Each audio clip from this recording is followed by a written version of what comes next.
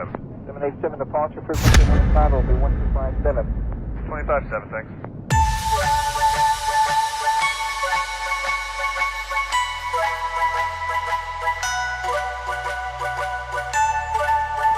Happy Monday, everybody. Welcome back to the SciFi And Friends podcast. This is very consistent. Had 2 podcasts last week. I had Chris the Turner and Jacob Fry. And 2 more this week with Julian Hudson and tomorrow Alex Hill. I always want to call him Alex Smith from the 49ers. Or is it Kansas City now? Yeah, Kansas City. Yeah, it's Kansas City. Sorry, I get those 2 mixed up. Last week I had an announcement as far as school starting. I thought school started today. Nope, we don't start till next week. So, looking forward to that. Podcast will still happen, and hopefully when school starts, we'll have access to a different barrage of guests, such as PSU professors and possibly, people rolling through Pittsburgh. So that'll be cool. Possible sponsors for the podcast. I was going to start announcing these. If you want to be a sponsor, just reach out to me and maybe we can figure something out, and I can do sponsor commercials before the show or not during the show, sorry, but before the show and maybe after the show. I know I had a beard company from Florida reach out, not because of the podcast, but I was going to pitch to him that the podcast might be like a good sponsorship way. I could mention your beard product and wear it in my beard during the podcast and talk about how good it smells. Anyway, so if you want to be a sponsor, let me know, or have ideas for sponsors and whatnot. And also the working on Amazon link, like an Amazon affiliate link with the SciFi And Friends. So if you want to order something, that would help out with booking guests and getting equipment and whatnot. And also Onnit, we're not sponsored by Onnit, but I am a Onnit affiliate, and I've definitely paid someone's salary at Onnit by now for all the kettlebells I've bought and Alpha Brain and all that good stuff. So, as always, SciFi And Friends is brought to you by Infinite Productions. Look us up online, coltoncipher.com, and with Curious Fox, the logo design, the website, videos, all that kind of good stuff. So, hit us up. Let's work together. All right, my guest today is a very special friend of mine, military man. He's a fascinating character, still in the military, but finds himself on a new path of life and new endeavors. So, Yep. Everybody, welcome Julian Hudson.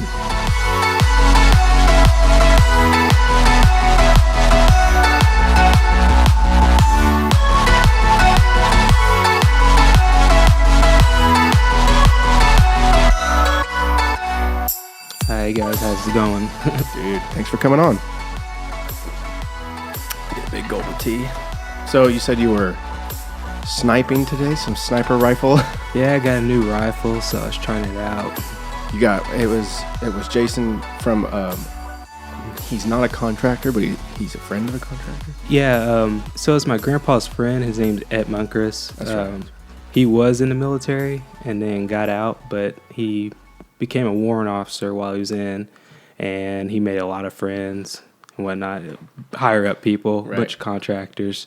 So he has kind of like the hookup for any new rifle come out or any parts that you want. My grandpa, he builds rifles from scratch, so he'll go and talk to him or when he comes down and basically get the hookup. Right. Side question, but when your grandpa builds rifles, is it like building a computer? How many companies make parts for rifles? Can you have like a Frankenstein rifle? Well, I mean, you can basically design any type of rifle you want to, but he mostly goes with like the old-fashioned rifles. He'll build the buttstock and everything else for it, and then he'll order the barrel and like the receiver and whatnot. So that would be a sweet Yeah. project. Your grandpa's into quite a bit of stuff. He kind of reminds me of Tucker in a lot of ways. Oh yeah, they talk a lot. Oh, of course they do. He does like the wine. Now he's building rifles. What else does he do? Well, he used to fish all the time. He makes a lot of furniture. All the furniture in my grandparents' house he made. So like wooden furniture? Yeah. Oh man, that's dope. Oh yeah, A man of many talents. Yep. So what sort of rifles was this? The new rifle that we got is called the MG Mark II, and it's supposed to be the new scout rifle for basically scout units, like we had a scout unit in the 82nd, the old unit I was in. Usually, mostly in the infantry units, they'll have like scouts. And basically, for a scout rifle, like what it is, it's just something easily to carry. You can get a good lineup shot. It's not fully automatic or anything like that. But yeah, just a rifle that you can shoot long distance, get your sniper badge, and basically that, Yeah, but not like it's not like a giant thing to lug around. You can you're moving in, you're moving fast. Yeah. Scouting, is that like what's the job of a scout? So to scout, I guess, but well, depending on what unit you're in, but with the 82nd, they had the scouts that would go and they were basically had somebody else in charge of them, and so they would get the word, hey, we need to go see if the enemy's in this area. So they'll kind of like scout around the perimeter. They're strictly just map and compass. They'll just go out there and basically see where they're set up, what kind of weapons that the enemy has, vehicles, yada, yada, yada. Right. And then they'll report back. Usually have a radio man. But basically, yeah, they just scout out. They're really good shots. You have to get a sniper badge to actually be in the scout unit. And to get your sniper badge is really, really hard. Really? Oh, yeah. Like what loops do you have to shoot through? Well, basically, they, from what I hear anyway, like sniper school is, first, it's like physical. So, like, they just put you through a bunch of odds and ends, yeah. Oh, yeah. And then it's terrain. So, like, they'll put you in different terrain. So, Fort Bragg was, like, humid and a lot of dense woods. So, they would train a lot out there during usually the fall time. So, like, they'll get the heat, then they'll get the cold. And then after that, it's just basically about marksmanship. If you can hit the target, I know one of the courses, the guys I was talking to, he said that basically to pass one of the courses was he had to set up. There would be a guy, which was an instructor, like mile away, if maybe a little bit, more. Yeah. But he'd be set up, and you have to find him before he finds you. What? Yeah. What?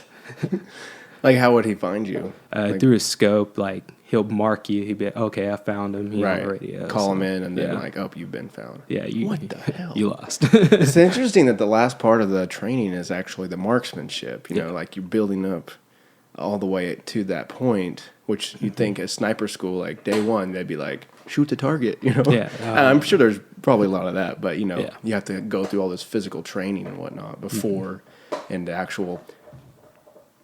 All right, sorry about that. That's going to be a little jump. Ace was just hawking away on that bone.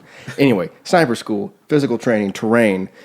Yeah, that fascinates me that the sniping comes last. But so back in high school, is that when you decided that, military life is, well, at least outside of high school, that's where your path led? Yeah, well, I always thought about it from middle school through probably about my sophomore year, and then I kind of blew it off my junior year, and then senior year came, and I was like, oh man, what am I gonna do? Yeah, right, of course.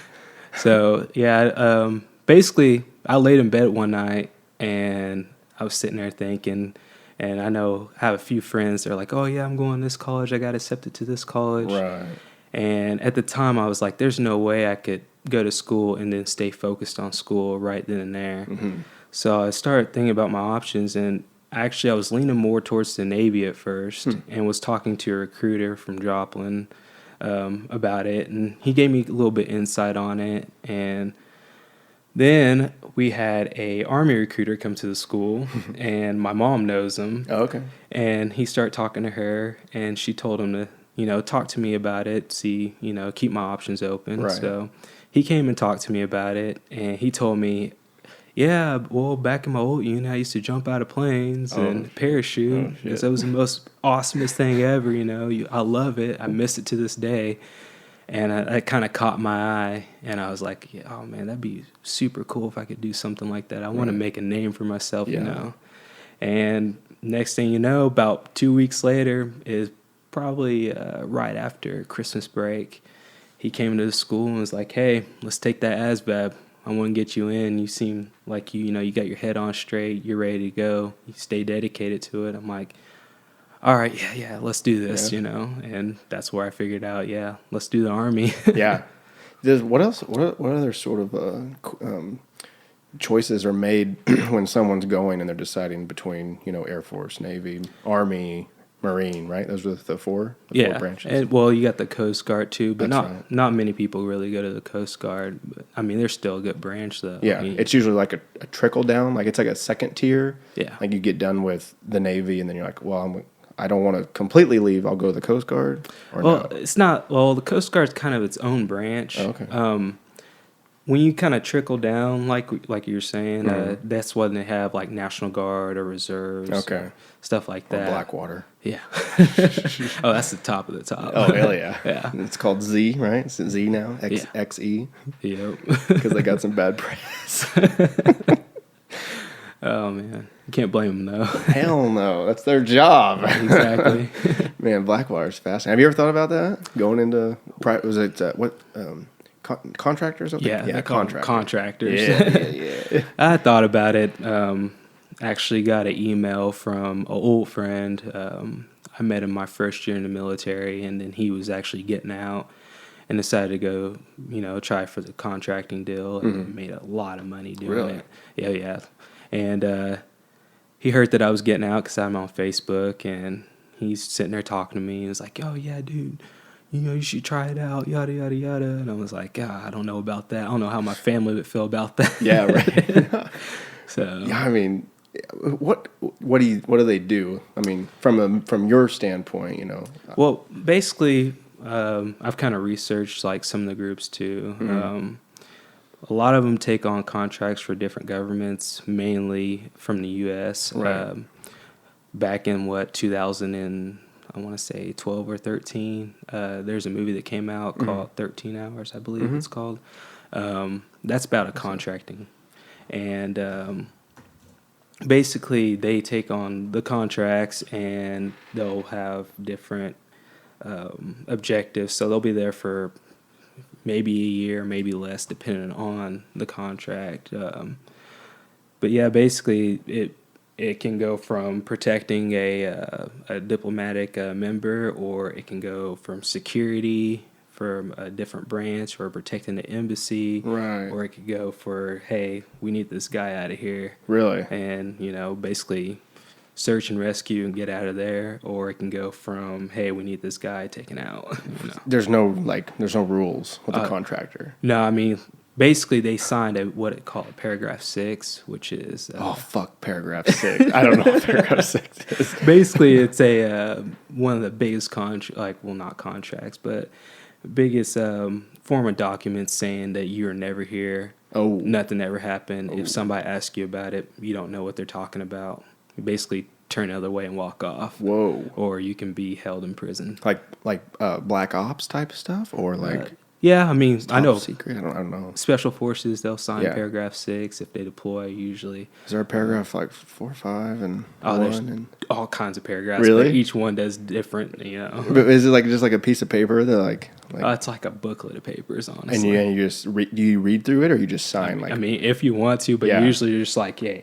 Kind of like when you join the military. Right. Hey, here's your contract, sign here. Nope, you're gone. Yeah, right. Oh, you didn't read on page 6, did you? No. Yeah. That makes sense. Dude, but so if it would be like a commander or something goes, hey, you got to sign a paragraph 6. That kind of lets you know that whatever you're about to do is it's real shit. Oh, yeah. Okay. That's cool. I've never heard about paragraph 6 or anything like that. Yeah, not many people know about it. I know a few people, usually military or veterans, they know about it. Right. So. Us civilians, we're not allowed to know that kind of stuff. I'm just locked into YouTube. Yeah. your freaking joke the other day, we were digging that mud pit, and Colby, what are you guys training for? And without missing a beat, you're like, oh God, I just lost it. Martial law. Colby about pissed himself. Yeah, everybody just stopped and looked over at me. Oh yeah, oh yeah. I was digging. I just froze. Like, did he just say? No, I'm just kidding. Yeah. That was great. So this guy comes to school, signs you up for the Army, and then you take your your test and everything, and then that places you within the Army. Yeah, well, so you'll take an ASVAB. Basically, once you get put in that system, any branch, like a recruiter, can see on that system, okay, this guy scored this high or scored this low, and then they'll come talk to you. Like, as soon as I took the ASVAB, the first time, I didn't do so well because I wasn't focused. Sure.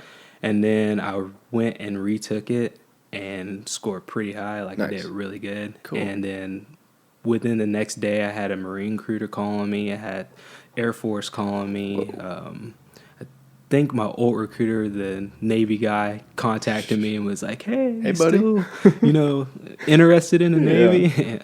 But yeah, basically, I took the ASVAB and went straight up to MEPS, which is in Kansas City, and they do all like physical. That's where they do the contracts. Just basically everything. They did a full physical, and then you wait till the day you leave for basic, and they do another physical, and you sign and swear in. Yeah. Is it like official, or is it kind of like, hey, swing by the office and sign in? Swear your next 4 years of your life. The first one is not official, which the recruiter will tell you. Most recruiters will tell you, oh, yeah, once you go do this, there's no turning back. But it's actually right before you leave for basic, when you sign the actual contract. Right. And swear in, then you're locked and loaded. And you have to go. There's no, shit. So, oh man. So MEPS is military, some abbreviation. Yeah, I don't know. Military, some abbreviation. Yeah. And then, what's a high score for the ASVAB? Usually, What's a good score? I would say, well, it's kind of changed since when I took it, but I want to say between 40s and up. Okay. I know the Army was sitting at a 32. Average? 32? Yeah, that's like the lowest they can go. Oh, okay. But, so not average. Yeah. Yeah. But before that, like when I was a sophomore and I took the ASVAB, I think it was set like at a 26. Okay. But it changes every year. And is 100 like you didn't miss a question? It's like basically like ACT. You can't really score 100. Okay. But, Right. You can score 99. Like a credit score. Yeah. Like what are some of the questions? Like if a grenade falls in your lap. Oh, no, it's not like that. Okay. It's actually, the ASVAB consists of English, science, math, mechanics, electrician stuff, just engineering, everything to see where you're at. Right. Like basically, how smart are you? Yeah. It is, so it's very similar to like a SAT type thing, but maybe just kind of geared toward more military type knowledge. Like you said, like in a way, yeah. I mean, it's basically to see what you know. Like, so if my dad was a mechanic and I kind of learned stuff from him, they actually have a mechanic like course in there where you have to fill out, if you know this, yada yada yada. Basically, I didn't know anything, but but it's like I said, everything like branches from regular science, math, and English to all the way up to mechanics and electrician, just basically how much you know. Interesting. Yeah. And then, so if you scored like high on the mechanic spot, they might put you working on tanks or something. They might at least offer it to you. Yeah, there's actually like, we have mechanics for our like regular vehicles like Humvees and then the 5-ton trucks and whatnot that carry cargo. Right. We have regular mechanics for that. We have a lot of mechanics for that. That like go with your unit, like if you were to go on a mission, or they just kind of like hang out on base, or each depending on your job, you get put in what you call a company, and the company is just basically what you're consisted of. Like, so in my company, I had mechanics, I had truck drivers, armors, and then guys that push paperwork, which we call them ops. ops. Yeah. And they just basically push paperwork up, and that's what my company consisted of. So when I was to deploy and we went on a convoy, so, hey, they need MREs, or hey, they need water. I drive a truck. We would have at least, I want to say, 2 mechanic vehicles with us that would be able to like to tow us or fix it right there on the spot. Whoa. When we go on convoys, there's always medics there with us. They go with us. So it's like a little, like you said, like just a group. Everyone's got their job, and you have like an overall mission. Oh yeah. that's kind of how that all works. Yeah. You have like certain things, like Yeah. you said, you were replenishing someone else that was doing another mission, right? Yeah. That's crazy. Sorry, I'm like completely novice to this Oh, whole no, thing. you're good. Like my military knowledge is Call of Duty and, and watching movies. So, okay, you take the ASVAB, you get in, then what? You go to basic. Yeah, you go to basic. Sometimes they'll have you go like right after you graduate. So like within the first month of you graduating, you'll You're leave. gone. But I was like, I want to enjoy my last summer with my friends Yeah. and family. So I left in September. Well, September 4th to be exact. Yeah. And it was just game on from there. Life changer. Oh yeah. And each branch has like their own area where they have basic. Like, isn't San Diego like where all the Marines go? Yeah, basically. Yeah. Yeah.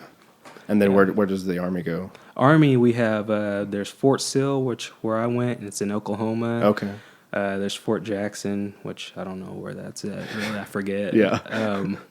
And then there's Fort Leonard Wood, which is in Missouri, Okay. about 3 hours away from Joplin.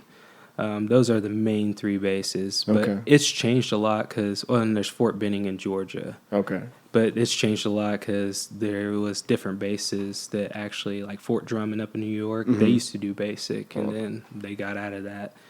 And within the military, there's actually two sanctions. Like basically, we call it two forms of government. There's TRADOC, which is for training, and that's where usually your basic training or your second phase of training is going to consist at.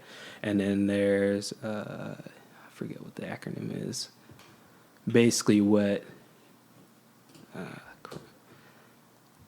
Say train op Yeah, and TRADOC. OC. TRADOC. Minecraft. Sorry. Trying to Google it for you. Did I? Yeah.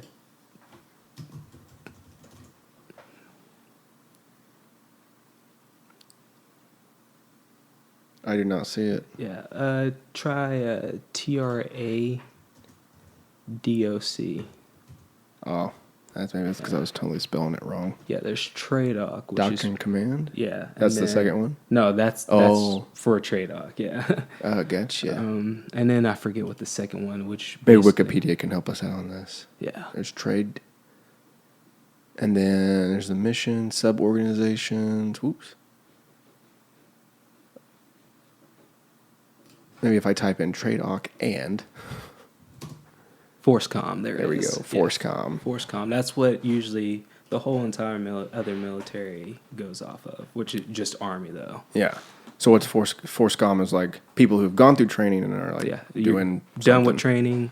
You're in your unit and you guys are deployable. Yeah. Yeah. So and then when you were at TRADOC, that's where you went, right? Basic. Yeah. Bunch of running, I'd imagine. Yeah.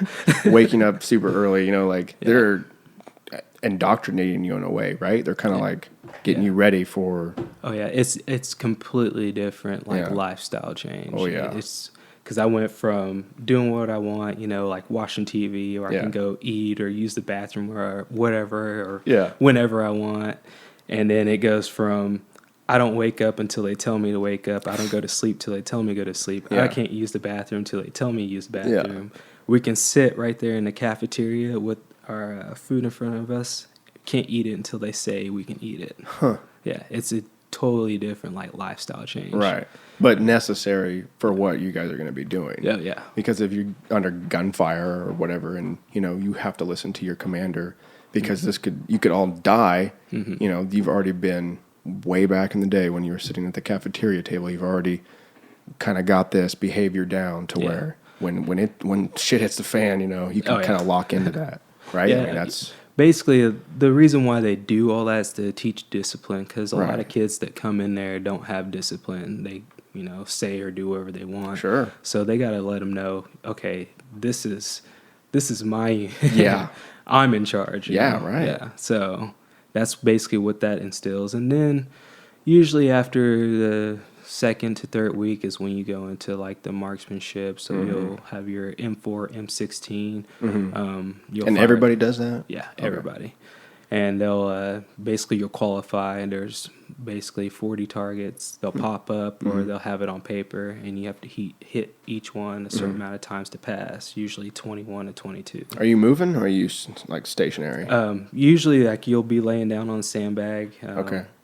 You'll be shooting off into the distance, and then they'll have you switch positions. So from laying down to standing up, and then to going on one knee. Okay. Yeah. Okay.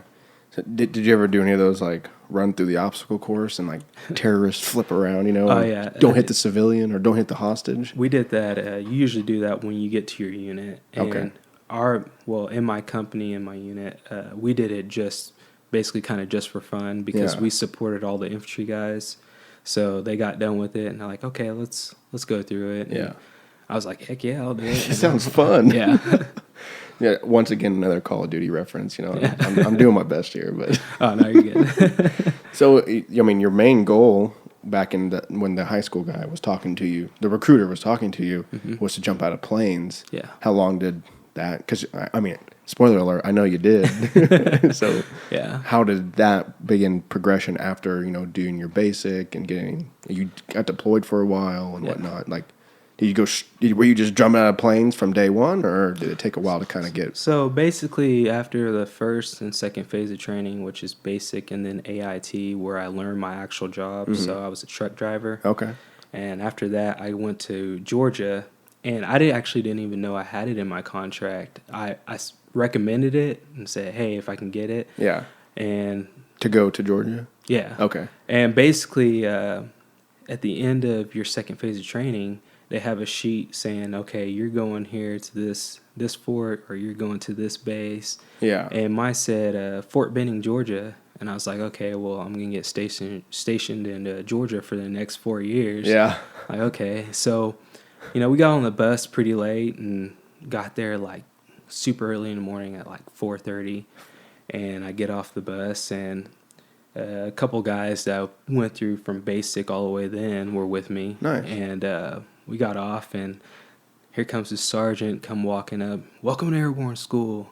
He goes, this next 3 weeks are going to be hell. Oh my God. I'm like, oh, crap, I made it. Yeah, right. And I was Sweet. like, oh, man, this is going to suck. But, you know, it's a lot of running. But Yeah.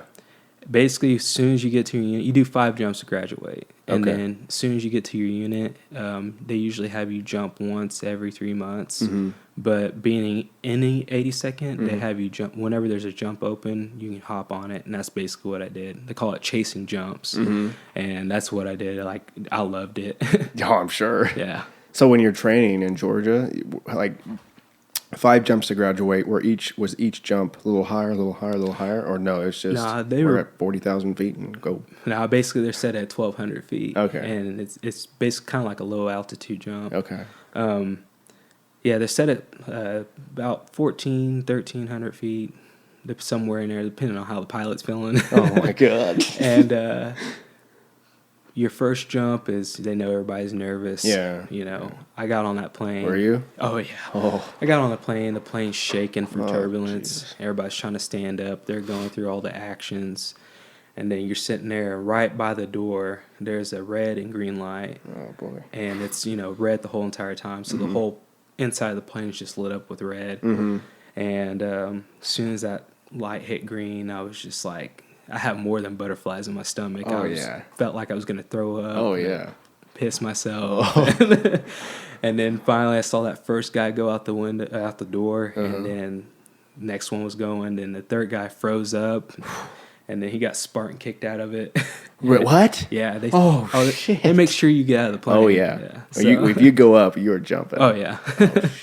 And then I was the 7th guy, and so 4, 5, and 6 go, and then I turn towards that door, and I just feel a bunch of air, and just see basically the horizon. And I was like, oh man, and my body just did the rest. Next thing you know, I'm floating. And you have parachutes that deploy themselves, or like? Yeah, it's basically Okay. called a static line. So right before you get to the door, you'll hand it off to what they call the jump master, and then he handles it. So he'll push it to the side behind him, and that basically controls it. So if I was basically just to drop it, the next guy can actually get wrapped around that and cause him an injury, like really bad. Oh yeah. But yeah, I hand it off to him, and then jump out. You free fall for about 4 to 5 seconds. That seems like an eternity. Actually, it's pretty quick. Yeah. You know, you feel a gush of wind, and Yeah. you're just like, oh, man. And then all of a sudden you feel a huge tug. You look up, and your chute's all the way open. That would be the greatest feeling.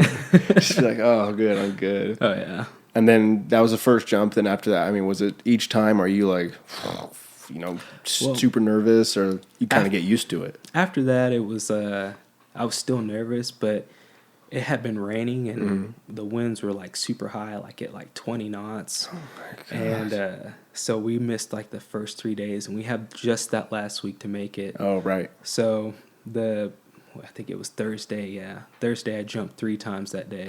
So as soon as I got done, we got on the bus, went back to the airfield, put on another chute, got on the plane, and jumped again. God. And then repeat. Yeah, 3 times, and then you're good. Graduation. Yeah. Well, yeah. Then we did the next 2 the next day, which was a Friday. Okay. And the wind was still pretty high, but they're like, yeah, we got to push them out because we got another class coming in next week. Right. So basically, did the first one, everything went fine. Did the second one, landed pretty hard. Yeah. Wind drug me into like a ditch. I was soaking wet. Really? It was like October. Yeah. So it was cold. But pulled me right by a drainage pipe, huge metal sticking out of the ground, and like I had 3 guys running towards me, like Making sure. yeah, I didn't like basically get sliced in half. Yeah. And, no, I was good. As soon as like I hit the ground and got drugged to the water basically weighed me down, so it didn't pull me anymore. Oh, okay. And then yeah. Oh my God! Does anyone ever get hurt training? Yeah. I'm sure. Oh yeah. Do people die? Yeah. Oh, I've had shit. a couple of friends die. What? God! In training or like the real deal? The training. Yeah. What the fuck? Yeah, They tell you this stuff? Well, my friend Haber, he's from Jamaica. I met him the first day I came to Fort Bragg. I met him. Funny guy. Yeah. Basically, we were doing a night jump, and it's pitch black, and jumped out of the plane. I went out. He was like, he was right behind me. He jumped out, and I kind of like hit the ground and was waiting for him. Usually, I smoke a cigarette. When I'm supposed to. I'm sitting there trying to hide it. But packed my chute up and everything, and I was sitting there waiting for him, and I didn't see him. So I started calling his name. Didn't hear nothing. So I ran back to where everybody was grouping up to drop off my chute. Yeah. And then I ran like way back out there because the drop zone is like 2 miles long. Holy it's cow. super big. Yeah. And I was looking for him, and then I hear somebody like way off in the distance with a flashlight, and they're like, "Medic, medic!" And like I had a gut feeling, and I ran over there, and he was just laying there and kind of like all contorted. Yeah. Basically, when I hand off my static line, the jump master didn't grab it in time, and it slammed back in his face and wrapped around his neck, and the plane was actually pulling him for a little bit, and then he got untangled and then hit the ground. His chute didn't even open. Whoa. Yeah. Whoa. It's pretty bad. Yeah. And that's in training. Yeah. That's just something that, if you're going to be an airborne, you just accept. Yeah. Right? This is just we're jumping out of planes. Yeah. Man, I'm sorry, dude. It's okay. Yeah. Yeah. So training, now you think you're going to be in Georgia for a while. I thought I was going to be in Georgia. I was like, oh man, it's going to be hot down here and there's fire ants, God. And I was like, but I was like, I'll deal with it. It can't be that bad. And then next thing you know, hey, you're in airborne school. You're good to go. Right. So I was like, okay, only 3 weeks. So I, call and tell my family, hey, I got pushed into airborne school. I'm ready to go. Yeah. Let's see if you guys want to come to graduation. It's this day, So they, my grandparents and my parents came out there and watched me jump. And, nice. Actually gave me my airborne wings because you get a badge. Oh, cool. And my mom pinned them on me, and she kind of like put it up crooked. So one of the guys came by and fixed it. But but it was really fun. Honestly, it was a great experience. I wouldn't take it back. Yeah. Definitely a life changer. Oh, absolutely. Not many people can get to do that. No way. And that's kind of cool because that's kind of what you started out to do. Yeah. It's like what drove you away from the Navy and straight to the Army was I jumped out of planes. It was awesome. And you're like, you did? Yeah. Yeah, that's really cool. And then you got deployed for a while. You went overseas. Yeah, I didn't tell my family about that. Still haven't told them. What? No? No. Are you serious? Yeah, I just told them that I was doing. Don't listen to this podcast.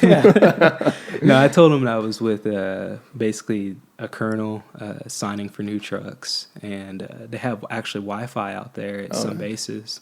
And so I got to use my phone and call them back, like, Right. oh, yeah, I'm in Germany. You know, Oh, yeah. really in the Middle East. Shit. Yeah. And which were you doing? You just jumping out of planes over there for? No, basically, they won't jump into, like, I guess, another country we're kind of, like, in war with. So, like... Because they could just... Oh, yeah. And plus, at the beginning of the war, there was a lot of planes going down. Shit. They had a bunch of our equipment and then equipment from their past wars. So basically they would wait for like a plane to come down, and then it was really hot. Like it was really hot at first, and then kind of calmed down after that. But yeah, they take any safety they can. Like, Right. okay, there's no jumping over there, yada, yada, yada. So, And when you say it's hot, you're talking firefighting hot. Oh, yeah. Like they are strapped Yeah. and aggressive. like, I think I was talking to, this guy, he's a general now, he got promoted, but he was just talking to me in airborne school and was telling me about, how he was the first unit to go over there to Iraq. And I was like, oh, man, that must have been intense. He's like, well, we came in by a Black Hawk helicopter, and, we landed and took 2 steps off the airplane and out of the helicopter, and all of a sudden we're getting lit up with just gunfire just bouncing off the side of the metal. So, we take off running, get behind a vehicle, get behind something, start firing back. Welcome to Iraq. Yeah. Holy shit. He's like, it was like Vietnam Yeah. almost. He's Yeah. like, he served in Vietnam. Oh, he did? Oh, yeah, he's old. Oh, He was an that's- old guy. It's a badass. Yeah. Did He's you like- ever see any of that sort of stuff, like fired upon, or was it ever Basically- intense for you? One time we were driving in a convoy, and it was like late at night.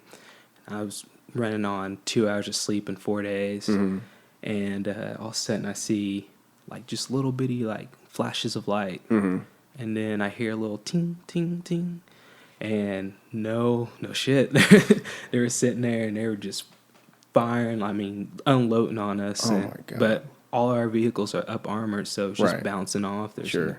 And the guy, the commander on the radio is like, "No, just keep on going. I can't do nothing." So, and I was nervous. I'm like, Sure. "Dude, what if one of these guys got like an RPG or That's- something? yeah. One of us is gone, or what if we hit an IED or something?" Right.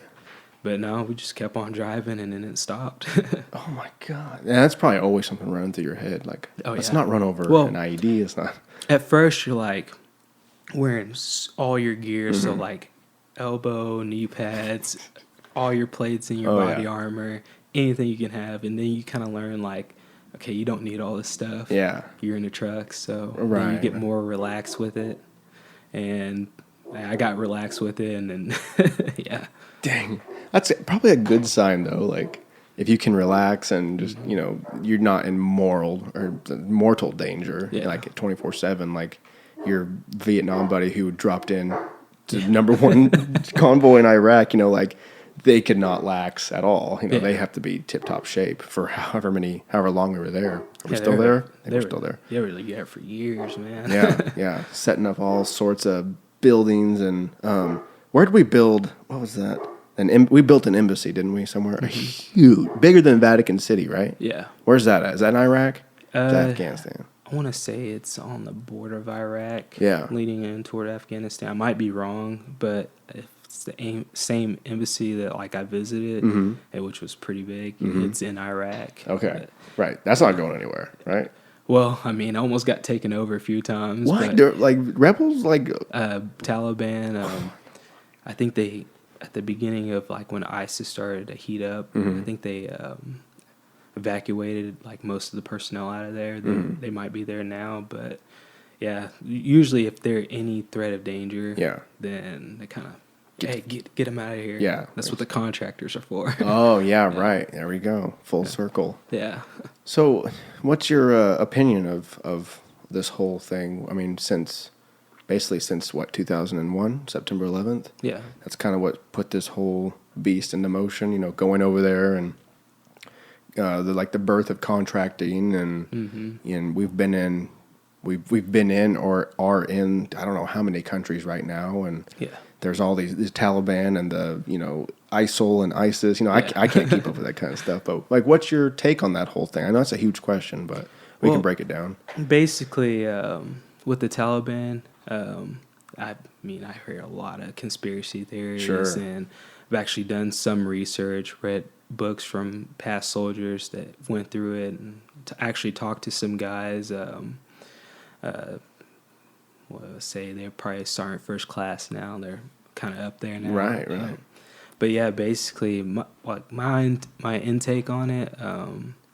I think we needed to go over there, but then again, I think the U.S. gets involved too much with other countries, and right now, I especially think that we need to focus on ourselves with what's going on in the world. But as far as going there in 2001, we needed to go over there because they could have came over here, and they were well equipped to come over here. Right. At that time, they were way more strapped and way more probably organized and whatnot. Definitely way more organized, especially with Saddam bin Laden and all his generals and whatnot. But they have different tribes that support the Taliban and other factions over there, and basically we went over there, and they had SF or they had Black Ops. I call it Black Ops, but that's why I call them the Marine Special Forces. They go over there and they'll take out the generals, they secure them and question them and whatnot, and that's what we needed to do because, in a way, if they wouldn't attacked us first, they probably would have attacked another country. So, and say if they attacked England or India or something like that, then we would have to get involved because of the Geneva Convention and the UN. Right.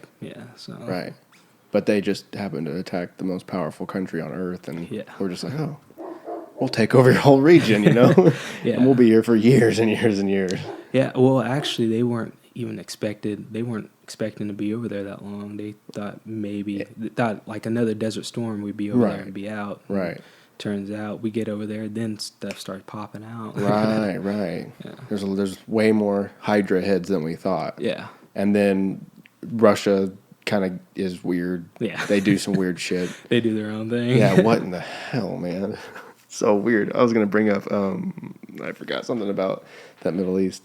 But the Taliban, I've heard some conspiracy theories. I've heard about the Taliban as far as, it being created by the U.S. government. ISIS the same way, Well, in a way, ISIS was created by the U.S. Basically, the leader of ISIS at the time, he was a general. He was captured and put in prison, and there was a lot of bad things that was going down in that prison that the U.S. Our military was in charge of, and basically weren't treated like they should have been. Even though you're a terrorist, you still get some humanity. Yeah, yourself. Right. We're not terrorists, so we're gonna treat you decently. But they were just treated horrible, and then finally, you get a group of people, put them in a sanction, like a camp, and you treat them horrible, somebody's going to rise up. Right. And that's basically what happened. Somebody rised up and basically created this organization, said that we're not going to take any crap from anybody. And we're willing to die for it. And it's charismatic leader. Yeah, it's actually been going on for years, and the media just now covered it in 2013, 14. You think that's because it got to a point of seriousness? For a while, it's just kind of like, there's this thing called ISIS, and it kind of it causes damage and whatnot, but it's not too. But now it's gotten to this point where they're beheading, and this guy. Did you see the video? The guy that ate the heart. Yeah. So we were on that level. Well, it wasn't really they don't worry about this guy beheaded this many people. It's this guy just blew up this place in this country outside of Iraq and all this. So it's then they start focusing on him. Right. And then, of course, they send him other countries all these tapes saying, we have your journalist, or we have this diplomatic member. You need to give us this, or we'll cut his head off. Or they don't even ask for anything. They just show him cutting his head off, or Right. burn him in a cage. You Right. know? So And their end goal is Sharia law? Is that what they're after? Are they after well, the afterlife? I mean, do we know? basically, I mean, from what I got from it, I have no idea. Like Yeah. they do follow like their main religion over there, but as far as like their motive Yeah. or like their end product of it, they just want every other country to bow down to them. They think they're the greatest. Yeah. Taliban won't even make communication with them. They're enemy of the Taliban because they're just so, yeah, they're just so fierce. Like they have no mercy at all. It's kind of like the SS and Yeah. you know, the Nazis, the Germany. Yeah. You know, they didn't give no. Yeah. Yeah. They were the hardcore. The Oh most yeah, hard. they were the Royal Army of Yeah. Hitler. So Okay, so when people say that ISIS was created by the U.S. government, it's not like no, you know there's scientists in the lab were like putting them together or whatnot, or No. here's all these guns and we got a group name for everybody. It's gonna be Yeah. ISIS. No, it was like a byproduct of Yeah. behavior and treatment, and so you hear that argument a lot, especially with drone strikes, to where they say how much radicalization is underwent with these drone strikes. You have these regular folk who are carrying out their lives, and then suddenly their entire building is blown up, and your Yeah. brother's dead, and your mom's dead, and you're like, what do I have left? Fuck this! I'm gonna go. ISIS seems good right now because I have nothing left to live for.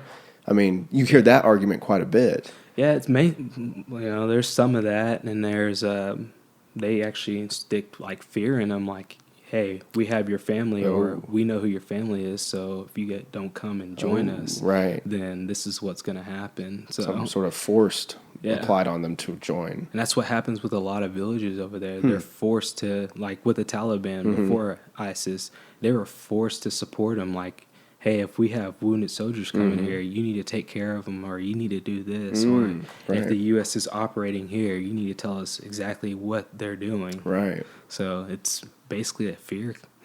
Golly, it's crazy. I mean, we didn't expect that in 2001. We thought we were going to go in, Yeah. find WMDs or not, whatever, and then tidy up and come home. Right. Yeah, that's basically. what we thought, and now we've dealt with all this. Yeah, I think we just kind of got too relaxed, especially after Desert Storm. Just Yeah. got, okay, yeah, that was just like, what, a 2-3 day war? Yeah. Right. So, Well, that was easy. yeah. And then they send in these guys and then end up having to send in a unit and then sending in multiple units. And then it just, okay, we have our whole military occupation over there. Yeah. Right.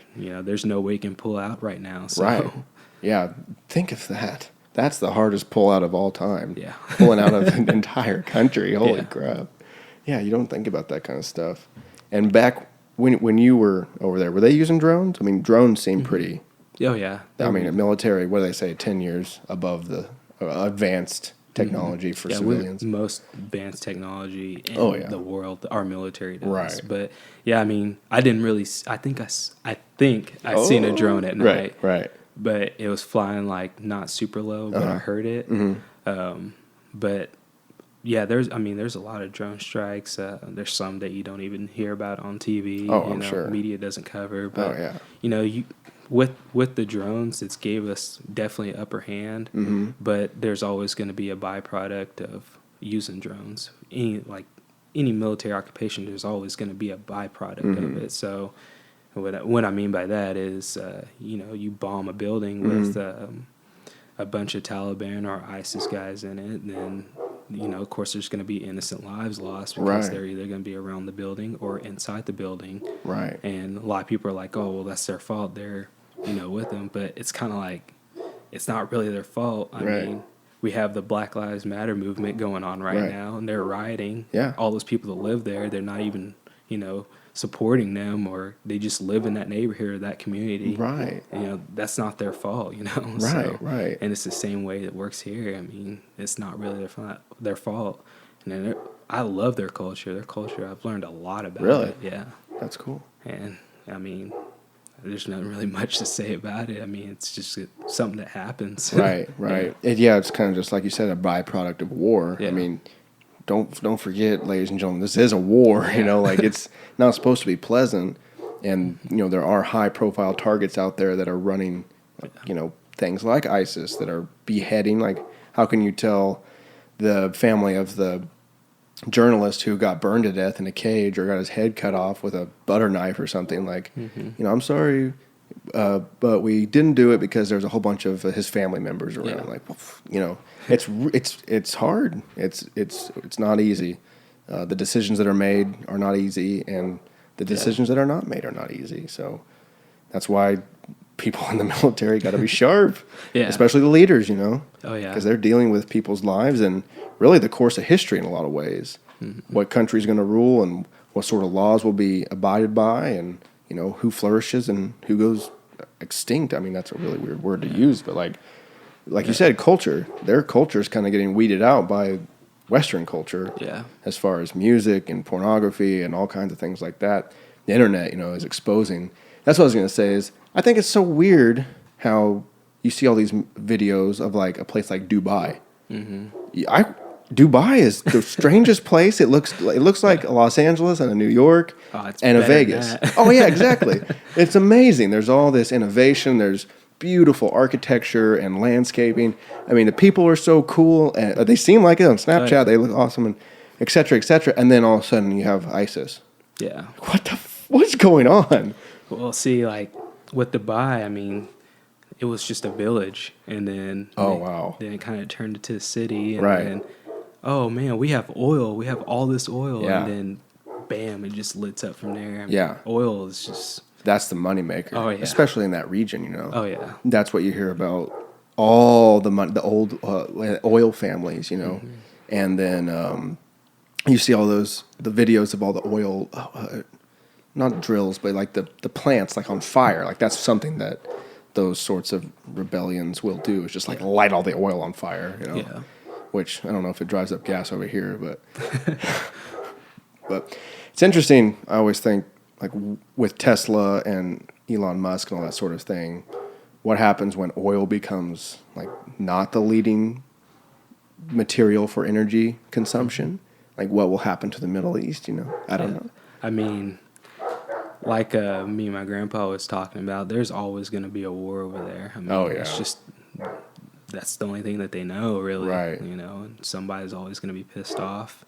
But soon, like, if oil was to dry up there right now and there was Right. no more oil, it would probably go back to Stone Age. You think so? Yeah. Oh, Dubai would definitely go to like a deserted city. Yeah. There's no income set for oil. Right.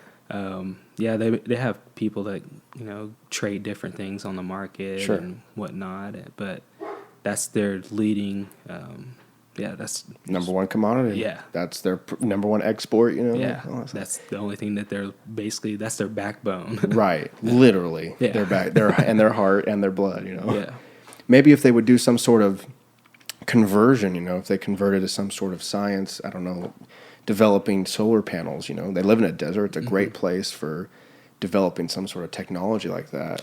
I'll tell you what, Dubai has so much money, they could do whatever they want. They could probably form their own country and have their own astronauts. I mean, Why don't they? That's the best idea ever. Well, see, with Dubai and like most villages and cities over there, it's not ruled by one person. It's ruled by several families. Okay. So the Game of village, Thrones. yeah. So like the village elder who basically discovered the oil and was Yeah. like, hey, yeah, and then contacted somebody. Yeah. He's thinking about his whole family, so he can't run the whole city by himself. So Sure. he has this guy, his son, or his other son, or his nephew running this part, doing this and doing that. Right. So And then like I they said, need somebody to do something, and it's just like I said, it's not ruled by one person. It's ruled by different Sure, people. sure. So if they was to come together as one and like they actually had like they formed their own country and had their own president or whatever they want, they could probably do something. I mean, it'd be the smallest country probably ever, but but the most powerful, Exactly. financial wise. yeah. Good Lord. You see all those memes with Lamborghinis and Oh, Ferrari, like the whole highway is just littered with them. Yeah, I mean, what happens is if they run out of gas, they just it's cheaper to buy a new one and then What? go the get. fuck? Are you serious? I'm dead serious, man. Send that baby. I'll fill it up with gas for you. There's actually a guy who's I think he's 24. Mm-hmm. No, he's 26. He was 24 at the time. And when Dubai just started getting famous and whatnot, he actually had him and his group of friends go over there and export cars. Whoa. So like Ferraris and Lamborghinis, and was selling them back over here for, 500,000, $1 million. Right. Depending on the type of car. Yeah. And that's how he's rich now. He was doing that. That is amazing. Yeah. So you've been to Dubai? No, I haven't. Oh, you haven't been? No. These are just like stories. I've been by Dubai, but haven't. In the air. Yeah. We're flying over Dubai. Yeah. Yeah, I would. That's a place I would love just to go for a while. Yeah. Just to like figure it out because like I was saying, I don't get it. Like it looks amazing, but it's right in the heart of where all this other crap is going on. Yeah. So I mean, I guess it's probably like America to where if you thought about Los Angeles or in New York, and like, oh, it's so amazing. There's all these movies being made or all these Wall Street companies doing their thing. Yet there's also Kansas. Yeah. Like there's also right here, you got four-wheelers and cornfields and whatnot. So that's not really what you think of when you hear Wall Street or whatever, You don't make that sort of connection. Yeah. But yeah, Dubai would be the dopest dope. Oh yeah. to get to. So you did all that, and then just recently said, I'm done with the military for now, I guess. So basically, I had my ups and downs in the military. I was I think the first year I was like super homesick. It was just something new. Yeah. And then I got used to it, and finally I was like, you know what? I did this for education. I got my GI Bill. I'm just gonna go home. And then I had another recruiter come up to me. Hey, why get out? You still got 5 years of your initial contract left. Go National Guard. You'll get paid every month, 1 week in a month, and 2 to 3 weeks out of the year. Right.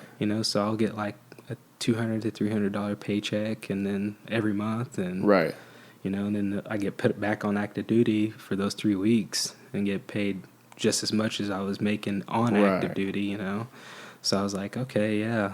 Why not? Oh, why not? And then they have Kansas National Guard has a tuition assistance program. So, even though my whole college is paid for, right? If I needed that, then I still have it. Nice. I have 15 years to use it. Nice. Yeah. You think you will go back for something? Yeah, I mean, I'll start electrician school next week. Nice. At Pitt State. So, okay, cool. Yeah. So electrician, as far as just a specialty electrician, or just kind of getting the basics down? Or? Yeah, basically just getting the basics down, and then which is a 2-year program. Okay. After that, I really want to try to get into the engineering field. That'd be cool. And try to branch those two together, electrical engineer. Yeah. But right now, I'm just kind of doing the basics and learning. So after I get out, graduate, then I can, go straight to a job because there's always a need for electricians. Oh, absolutely. So. Anything that ends in engineer. Yeah. I mean, I just Googled the other day, top highest paying college majors, and they all had engineer in their title. Civil engineer, electric engineer, chemical engineer, petroleum engineer. I mean, it was just like, all right, well, the engineers of today have it pretty good. Oh yeah, so that's probably a good choice. Yeah, something, especially if it's all paid for. Like, oh yeah, definitely. I'm no debt. No, and they pay me each month to go to school. Right. So right. I mean, you did. You earned it. Yeah. Obviously, you put 4 your time. long years. Yeah, 4 long years. Then jumping out of planes and driving it in deserts full of bombs. Oh yeah. So yeah, you can go to school for free. I totally support that. Yeah. So and then you just enjoying the summer and then once school starts, you just go from there. Yep. And the Coast Guard's 3 weeks. You go somewhere? Back in June, I went to Texas to Fort Hood. Basically, I'm in what you call a force support company. Basically, we support all the infantry guys, which are tankers. Okay. So I'm in a tank division. So basically, if they need water, food, or anything, then I'll get in a truck and hop over there. Yeah. For a little bit, they were trying to make me a loader for a tank, so actually loading I remember you rounds. saying that, yeah. Yeah. But you get two officials. One wants me to do this, and one wants me to stick to my job. Right. So I was just like, I'll just stick to my job. Right. And after these, I got 2 years left of this. I'm just gonna be completely done and then focus on my main career. Right. So I didn't really sweat it too much. Yeah.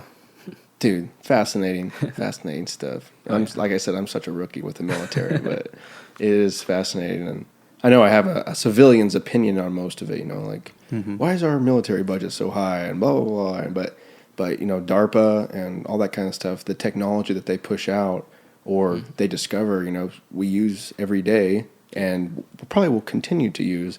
So it's not like, I'm sure the military probably blows a lot of money, but a lot of it is extremely beneficial, Yeah. Think about how much we use GPS all the time, and I can't think, the internet, that's a pretty awesome invention, like if my tax dollars went for that, I'm cool.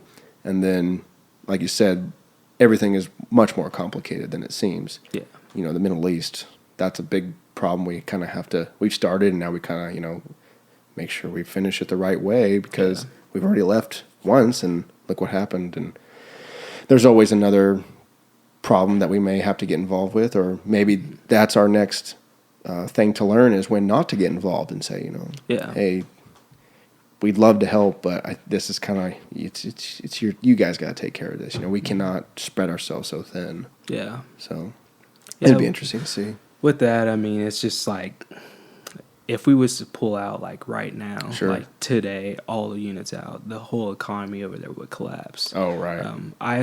ISIS sees us as a major threat. So we're basically the only ones, with some other countries' help, but we're basically the main ones that's holding them down in Iraq and sanction them into that little square that they have. Right. So basically, that's what a lot of people don't think about. Like, you just can't just pull out a war. You can't. Right. It's not going to take a month. It's not going to take a year. It's going to take several years. Right. And you got to think about all our equipment that's over there. Oh yeah. And then basically trying to get everybody back safely. And you got to weigh different options. So if we pull out, what are they going to do next? Who are they going to bully next? Right. So how much will ISIS spread or grow, or like you said, the economy would collapse because we inject so much effort into that. I don't know if soldiers are like buying things. Is that what you mean, or just our presence? Just basically. So when we first went over there, we were building their buildings and whatnot. Okay, right. And they do have some traders that come up on the base there that they get background checked and whatnot. Sure. And we'll buy stuff from them, movies or stuff like that. Yeah. But basically, with the city of Pakya, it's in the Pakya province, which is southern Afghanistan. We've contributed to that city so much, so our base, right outside the city, there's a base there, and there's a bunch of farmers around there. All our wastewater, we used to just drain it out. Well, that was what was helping their crops. So they would have a great season, and they would make all this money. And what happens when we abandon that base and there's nothing coming through? There goes their crop, and then it just basically goes it's like a domino effect, It goes small and goes bigger. Yeah. So, like you said, going back to the Stone Age. Yeah. You run out of oil, Yeah. If we pull out after everything that we've done, even if it's just our shit. Yeah. And our gas prices would go through the roof if we pulled out. Yeah. Really? Yeah. Basically, while we're over there, we have sanctioned some oil fields, and us being over there have helped us make trade deals and cheaper. That's why when we first went to war, the gas prices went way down. Oh yeah, I remember that. So, and then when we started thinking about pulling out, we're not the only country that's listened to our media. There's other countries. So, when we start talking about pulling out, the gas prices went up. Right. So, and then it's just kind of like I said, a domino effect. We pull out, I guarantee gas is going to be $10 a gallon. I believe it. Yeah. That's crazy that America is that influential on the world. Oh, yeah. You hear all the propaganda, like the greatest country ever and everything. And I truly believe that. And I know most of us in America do. But then to think about what you just said, like when we're not the only country that listens to the media. Yeah. There are other countries that are tuning in going, what's their next move? Because their move affects everybody. Oh, yeah. That blows my mind.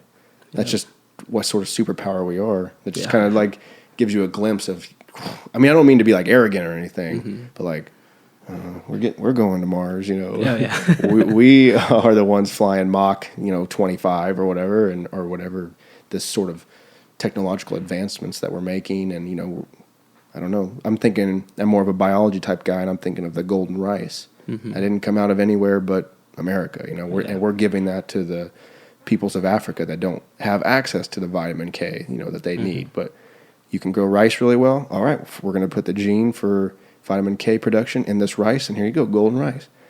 So it's I love America. Oh, yeah. That's what I'm trying to get at. It's a great place. Oh yeah, definitely fortunate to be born here. Anyway. Absolutely. Oh yeah, especially someone who's been to probably some of the worst parts of the world and gone like, whoa, what a shit roll the dice you got, Yeah, actually, when Ukraine first had their problem with Russia and that kicked off, we were doing a training exercise over there, and it was just basically to show escalation of force. Right. And you just flexing muscle? Basically just laying right there on the border and then post up. And we were training, like I said. Oh, yeah. But basically, I saw some of the farmers, and someone would try to come outside the border, and, their government wouldn't let them. Like, no, you guys need to stay here. And then, I see how destroyed they are and how upset they are. And, there'd be a guy that be a farmer since his grandfather was a farmer, and now it's just all gone. He don't know what to do. Right. So has no other skills, and just I thought I was going to do this for the rest of my life. Yeah, he planned on his kids, running the farm. Yeah. Yeah, it's really sad, but that's why I'm fortunate to be born in the U.S. Absolutely. We have an educational system, and we can branch off. We get fired from one job, we can always go look for another. Yeah. So, and at any moment, you say, I want to learn how to program computers. Yeah. You put in the time. I mean, I don't know, 3 months. You could probably program decently. Oh, yeah. Unless you're really smart. And, but that's you always have that option to push yourself in any direction. You're not handed like, all right, Julian, you're going to be a plumber. Nothing against plumbers or anything, but I don't think you want to be one. But you're not forced to take on an occupation. Yeah, I get to choose. You get to choose, and you also get to choose how much effort you put in. Yeah, exactly. If you want to be the most badass plumber of all time, every pipe and every sort of water, wrenches and all that kind of stuff, you can be. Oh yeah. Or you can be, I don't want to say mediocre, but just do what you got to do to get by and live a nice, peaceful, happy life, and go to your son's baseball games, and you kind of have that choice. Yeah, it's kind of like my stepdad, Jason. He owns the water tower inspection company. But Right. before, he was working under his dad. And finally, he just got to a point where I don't want to be doing this for the rest of my life. Right. So he went to school. Yeah. Now he's working at Leggett & Platt. Right. And he kind of did the computer programming thing, like that's exactly what he studied. And he did it, and got it all paid for. And so that's a perfect example of, something that you can do in a place like America. Oh, yeah. So, yeah, we are definitely lucky. Oh, yeah. Dang, dude, this has been awesome. I love it. I've learned so much. Just I just want to keep asking questions. I'll keep it going. All right, dude, thanks for coming on the podcast, dude. It's been awesome. Thanks for having me. Absolutely. Please come back.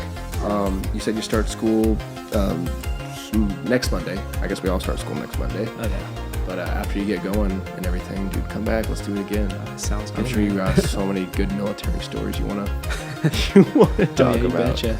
Badass, dude. Thanks for coming on. Thanks, man. Absolutely. All right, everybody. Thanks for listening to the SciFi And Friends podcast today. I hope you enjoyed it. I hope you learned a lot. Probably have some good opinions on some of the things we talked about. Well, shoot us a tweet at SciFi And Friends on Twitter. As always, podcast is brought to you by Infinite Productions. Hit us up. Tomorrow we'll have Alex. Almost did it. Almost said it. We'll have Alex Hill on, music producer, a good friend of mine.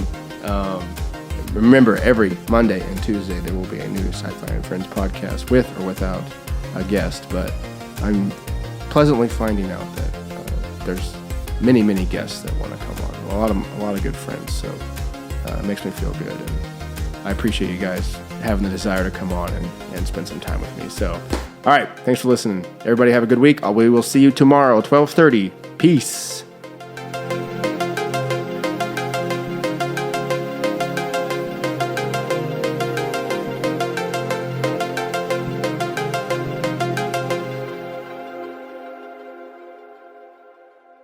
SciFi wins.